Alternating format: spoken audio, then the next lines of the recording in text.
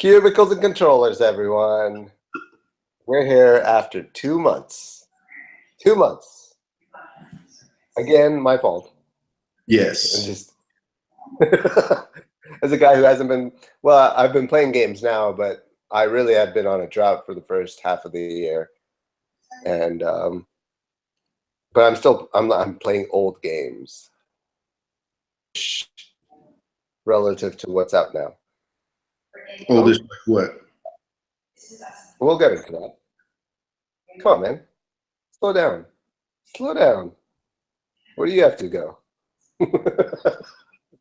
I wish that it could record the facial expressions of the other person.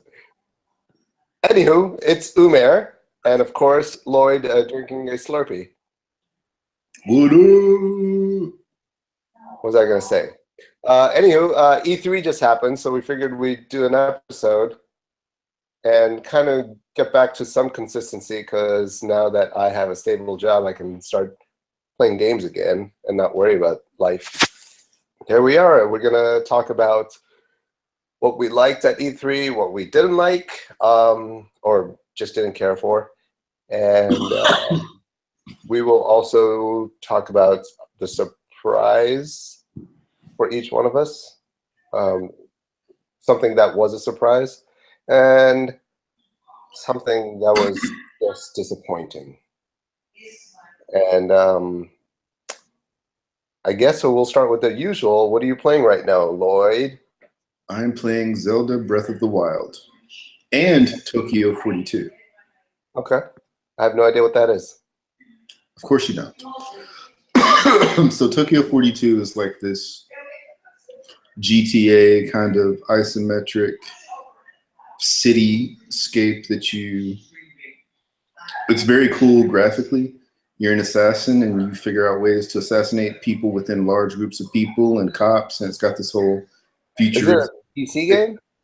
Huh? Yes. That's why. But it's also on PS4. I'm sorry, it's also on Xbox One. I'm going to say I've never heard of it, probably because it's like a PC-focused game. But it is also on Xbox One. And but is it on like the indie channel? Or like, is it an indie game, I assume? It is sort of an indie game, yeah. That's probably why. But it's very cool, very cool. Very Fifth Element. Like story-wise, or the world? The world. The world is very Fifth Element. Cool. I assume 2042. Good question. You know, I think so, but I'm not certain. That might be right. I'm too busy trying to assassinate people to figure out what year it is. So this is a new one for you since the last we talked about it, because you had gotten a Wii U from somebody. Yes, right? I got a used Wii U, and I bought. We were waiting on this, so tell us about this game. It is Skyrim crossed with Zelda the way I always wanted it to be. It's really good. The game is it the perfect Zelda game? Probably close. I mean, yeah. I mean, you can do so much stuff in this game. Like, if you think about, you can do it. Like, they teach you how to parry and all the basic moves when you first start the game. And you think you can just parry certain things, but I've learned I can parry, in addition to parrying enemies' attacks, I can also parry Guardian Blast coming at me. You know, I can start fires, you know, forest fires, and lift off the ground with the updraft that goes when I'm using my parachute, like surf on my shield, all sorts of creative and different ways to like kill enemies and solve puzzles. And it's completely open world. I was just about to ask, is it? Yeah, it's really good. I'm really digging it. I can tell there's a lot of stuff. I'm doing a whole lot of things, but I can tell that I'm probably missing a whole lot of things too, just because it's open world and different things happen and I'm not around to find them, or I haven't thought to look. But it's big game. I'm enjoying it a lot. I still haven't seen anything that would make me want to buy a Switch. So having the Wii U to run that game, It's great for me. What can we expect from you, Lloyd, in the upcoming weeks? Well, let me see. I still got to finish Watch Dogs 2. I have Hitman. I got that on sale over the holidays. I got to. The episodic one? Yes, but I have the complete thing. all the episodes. So I have the whole thing. And then I bought Street Fighter 5 just to see if I could get good enough to beat most people online, and maybe do a tournament or two if I'm good enough. I don't know, something to try out. Well, I got all these other games to play. I mean, what I'm playing right now is Mass Effect. I'm only halfway through. I took a break on it because I got Watch Dogs 2. I've been playing that. Did you finish Watch Dogs 2? No, I'm only halfway on that. I was actually going to play after this call. And you got it on Xbox? What's that? You got Watch Dogs 2 on Xbox? Yeah. I thought it was PS4, but it was Xbox. It's because you blow chunks. Oh, I finished Horizon Zero Dawn. We'll talk about that. I enjoyed that a lot. So that's my next game, and I've been putting off buying that because I want to just get done with these two because I'm going to commit my whole time to Horizon because that's the kind of game I'm really into. It's like solo player, adventure action game, and just completely consume myself with that. So I'm really looking forward to that, especially with the new one that they announced. We'll talk about that. I know this is kind of dated with both Watch Dogs 2 and Mass Effect. Not too dated. That's why I said old-ish. But Mass Effect, I'm really enjoying the crap out of it. But I can see why people were disappointed because it feels like the same game that I've played before. But that's not necessarily a bad thing. It's not refreshing, but it's still so much fun. It's so. You know what? After all the criticism and everything, I enjoyed. This has probably been the best Mass Effect to me since like 1. 1 was my favorite Mass Effect. I know you said that, and the exploration. There's nothing new. No, but everything was executed so well in the open world so far as like the planets actually have a whole lot to do on them that matter to the story. Sure. And I like the combat. Like, this is probably my favorite Mass Effect game after 1. I know a lot of people didn't like it. I'm not sure why, but I enjoyed it a lot. What's his expectations? That's the only thing. Because on paper, if anybody's playing this, they'll be like, "Yeah, this is good. Nothing new." Because this game took 5 years to come out, which there's nothing 5 years about it. Well, I read something earlier today that said that it was done in a year and a half. Yeah. like basically the game they had started, it was supposed to be more like No Man's Sky when they were first building it. And they had a couple things and they scrapped it. And then it was like the last, 18 months is what I read. Yeah, when I read that, I was like, this is absurd. What were they doing for 3.5 years? Fixing glitches? I mean, over the last 18 months. So basically they had something probably working that they weren't feeling really strongly about. So I guarantee EA fucked it up somewhere. Yeah, BioWare is no longer going to be the RPG maker that they were.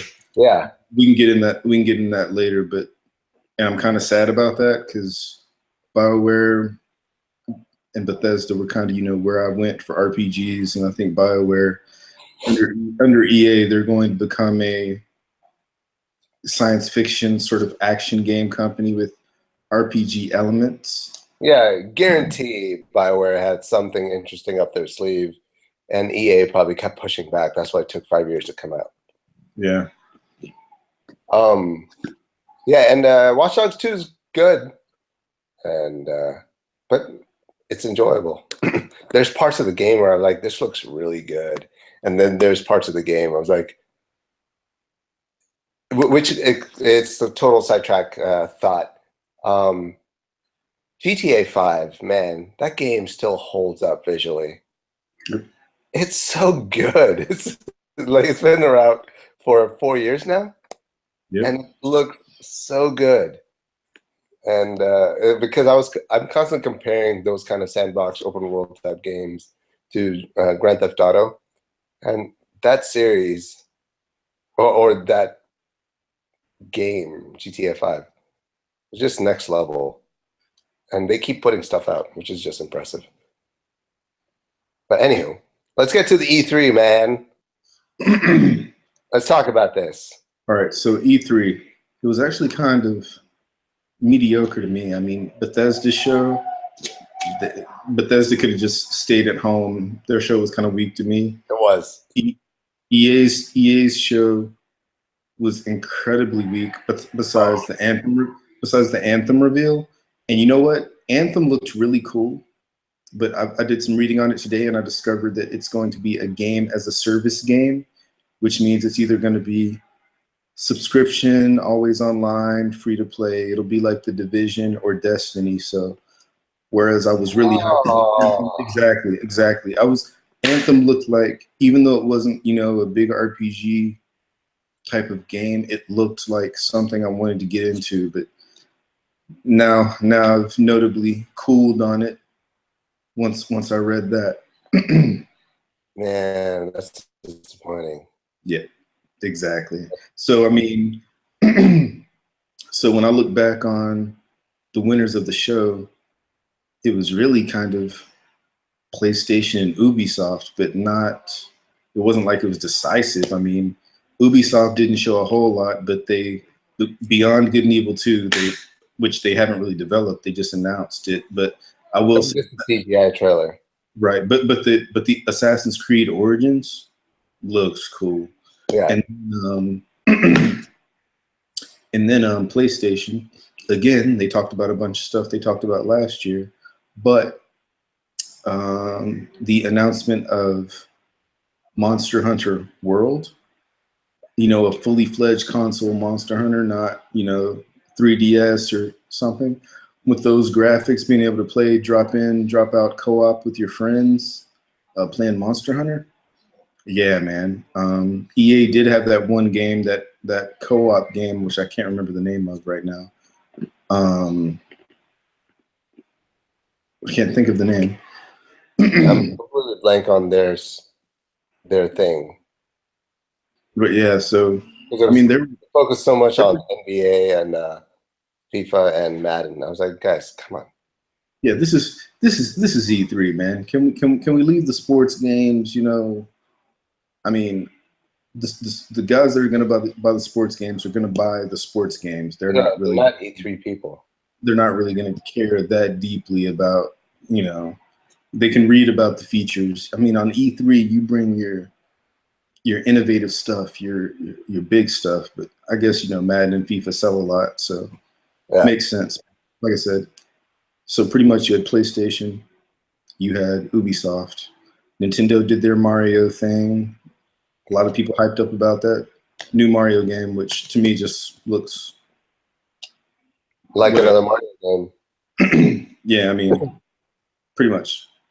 And you got the Rabbids and Mario RPG. Yeah, they can keep that. If they had showed like an open world space exploration Metroid, that probably would have been something to me. But as such, that's what we have. Did you see?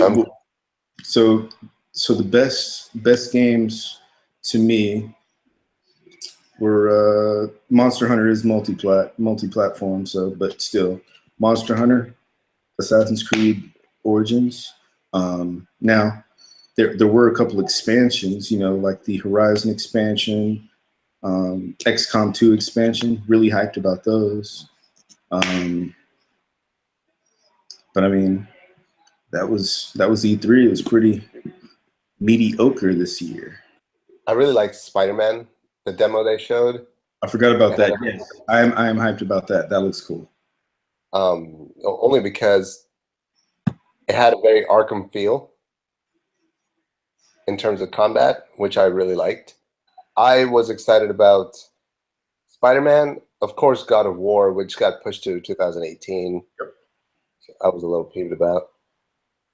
They're doing DLCs for Uncharted and Horizon Zero Dawn. Yeah, both of those look good. I plan to get both of those. I Yeah, think the DLC for both of those is supposed to be in 2017 though. really excited about Far Cry 5, by the way. I'm It taking place in US, like Montana. country of Yeah, in Montana. I'm interested. I've read that you can play the whole game co-op. I am interested in the game. I need to get a little more info because the last Far Cry I really went through was Far Cry 3. Like I've had Far Cry 5 probably sitting around my PS4 for a while and I haven't gotten to it. You're talking about Primal, right? No, the one before Primal, the one that takes place with That was 4 in in Tibet. 4, yeah, 4 in Tibet, yeah. Yeah, that one's good. I have Primal. I've had Primal for a while. I still haven't played it. I think I should play some of my older games. And I heard Primal's pretty good. But the fact that they're putting it into America is kind of cool. See what they do with that. I'm also excited about Wolfenstein 2. I know you never got around to playing the first one, right? I did. I played the one before this. I have them on my PC. We talked about it. I said I liked it, but it's not. First-person shooters are not my favorite genre. Even though I play, I'll play like one in multiplayer. Like from a story standpoint, for what I really like to play, I prefer third person. Like, Okay. The reason I really like Wolfenstein is because the narrative's actually really good. yeah, The world that they bring up, that they build. If you've ever seen The Man in the High Castle on Amazon, oh yeah, I watched it, season 1 and 2. it runs so similar to it. And mind you, Right? Wolfenstein came out before the TV show did. But that being said, the book's older than the game. But it was just, it was really cool to see how they deemed the world under German influence to be full of technology and future thinking, but extremely suppressive place to live. And it's kind of cool. The story's really good, especially because you have to make choices in 3 pivotal points of the game, which determine what events take place. Right. So I was kind of excited about that. That was a surprise for me. I was really looking forward to what they show with Scorpio, which is now called 1X. Right. But highly disappointed that it's just an upgraded version of the Xbox One. See, hold on, because I had a friend of mine. We were talking about it, and I thought I had communicated to him that it was like a PS4 Pro, but he actually thought it was like a new system. Like before E3, he thought it was going to be like the Yeah, that's what I thought. I thought it was going to be a new system. Yeah, man. I thought we had talked about all that. It's just a PS4 Pro, and while it's stronger than the PS4 Pro, marginally, while it's stronger than the That PS4, doesn't do anything. exactly, because one, it's $500. The PS4 Pro is like 300. Yeah, and it's 250 now. And Even the Xbox One S is 250 now, half the price. right, and PlayStation 4 has a much larger install base, so like I may get an Xbox One X, but I'm like, I'm like the technology dude, right? So, but for mass market, that is way too expensive. And for someone who already has an Xbox One, they're like, and doesn't have a 4K TV, they're not going to buy that. Well, and if you even think of in economic sense, a developer is going to have to make one game work on Xbox One, S, and X. They're not going to make 2 separate games. In the beginning, Microsoft might push developers to make exclusives for the One X, or like just an HD version of some game. But they're still going to have to develop a game that's initially designed for the power of the regular one. You're right, but you're missing one crucial component here. You remember when 360 and the PS3 generation existed? Mm-hmm. The 360 had way more market share. So even though the PS3 was stronger, there was a plethora of games that ran substantially better on the 360 than the PS3 because that was the lead console. That's probably what's going to happen with the Xbox One X, but it's going to be the PS4. So companies are going to build a game to work well on the PS4 and the PS4 Pro. And, you know, the Xbox One X will kind of, you know, it'll run, but it won't be the best version. I mean, that's just the way this kind of works. Yeah, and like as a developer, I would develop for the one, and I would like store in there somewhere extra information that in this system high-res textures would pop up here and there. But essentially, you're still playing with the power limitation of the one with enhanced visuals. It's not like it's a superior engine that a developer's going to make. It's not lucrative for them to put out a game for the One X in the beginning when they have such a huge support system still on the previous generation. And Yep. most people won't even notice the difference. Well, you keep calling it the previous generation. It's not the previous generation. This is just like Upgraded. Yeah. yeah. It's just a refresh. There you go. Yeah, I was really peeved about that, just because I really expected a new system. But at the same time, I was like, do we need a new system? Because the current systems do really well right now, still. Right. Yeah. And it seemed like the E3 was really focused on VR. I'm not sold on VR still. A buddy of mine was there for company, and he said they're doing some really interesting things with the VR over there. But I've yet to experience that. But that being said, I really haven't dove into VR anyway, so I'm not the market for it right now, at least. Man, I'm not the market for VR, and I honestly feel like VR is going to go the way of 3D if it stays the way it is currently. There have been no killer apps for VR. Whenever you see a first-person shooter or something with VR, It's always a first-person shooter. yeah, you can't like move forward the regular way. They have you like dashing about because something about VR, I think, makes people dizzy or they haven't figured out the movement. Right now, like VR is just, it needs a killer app. It needs mass market appeal. And if it doesn't reach mass market appeal soon, it is going to, when 3D televisions came out and you could do 3D on the PlayStation 3, I think it was. You remember when everybody was all, you know. Which was cool, but definitely didn't make my decision on buying video games or anything. Exactly. And I feel like VR is gonna go the same way. Yeah. Yeah, it's kind of disappointing. That's why I keep saying AR is a better future for video games because it doesn't require anything. Right. I mean, yeah, it requires a headset for you to visualize it, but you're still spatially interacting with things versus in a limitation of whatever's just in front of you. And AR is more interesting to me. I can see that. And but I don't know. There was a lot of focus on VR. I remember going through GameSpot. Sony did a lot on VR during theirs, and they should have just. What's that? Sony did a lot of VR at the first part of their conference, Yeah. and I was just like, no, don't care. Like when I'm looking through Steam and a game says VR, I just hit skip. You know, there's just nothing to VR for me right now. Yeah, I agree with you.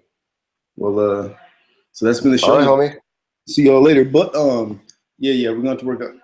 I mean, yeah, you playing old stuff, man. But we can do this co-op thing. You tripping? Okay.